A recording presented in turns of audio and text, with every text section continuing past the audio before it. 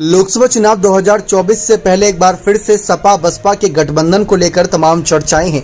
जी हां, इसी के साथ साथ जयंत चौधरी भी साथ आएंगे या नहीं, ये सारी तमाम बातें चर्चाओं का विषय बनी हुई है। लेकिन इन सब के बीच अखिलेश यादव बार बार मायावती ही नहीं बल्कि तमाम बड़े नेताओं को ये संदेश देते आ रहे हैं कि अगर बीजेपी को हराना है और ईडी सीबीआई के चंगुल से बचना है तो सबको साथ आना होगा। और यही संदेश मायावती तक भी पहुंचाने की अखिलेश ने कोशिश करी, लेकिन शायद मायावती इस बार साथ आना नहीं चाह रही हैं। भले ही उनको पिछली बार फायदा हुआ, लेकिन बावजूद इसके मायावती ने साथ ना आने की एक तरीके से कसम खा ली है।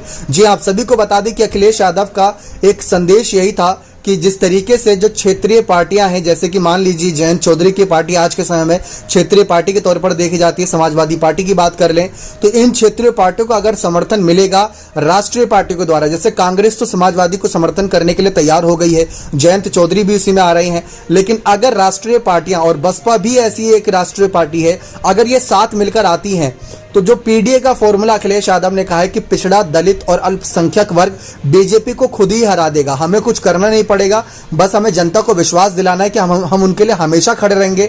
लोकसभा चुनाव के बाद तो बीजेपी को 80 की 80 सीटों पर समेटा जा सकता है। और यही बात बार बार ओपी राजभर भी कह रहे हैं कि अगर मायावती और अखिलेश, जयंत चौधरी, सोनिया गांधी सब साथ आ जाते हैं तो जरूर बीजेपी को 80 में से कम 70 और 75 सीटों पर रोका जा सकता है। लेकिन मायावती ने सपा के साथ गठबंधन को लेकर तमाम जो भी अभी तक चिंताएं थी या जो बातें चल रही थी चर्चाओं के विषय में, उन सबको खारिज कर दिया। बसपा के तमाम नेताओं को यही संदेश दिया है कि हम अकेले चुनाव लड़ेंगे और ना सिर्फ लड़ेंगे बल्कि जीत कर भी दिखाएंगे, क्योंकि जो भी तमाम विपक्षी दल हैं ये अपनी दाल गलाने में लगे हैं। इनको सिर्फ और सिर्फ सीटों का लालच है, इनको किसी और चीज का लालच नहीं है कि जनता का क्या होगा क्या नहीं होगा। इनको सिर्फ अपनी पड़ी है, किसी और की नहीं पड़ी, तो इनके साथ जाना बेकार है। इनके साथ ना जाने का फायदा यही है कि हम अकेले चुनाव लड़ें और जनता के मुद्दों को जनता के बीच उठाकर ये बताएं कि आपके साथ सरकार कितना गलत कर रही है। तो इस तरीके से मायावती की पार्टी ने नई रणनीति निकाली है यहाँ पर कहीं ना कहीं घेरने के लिए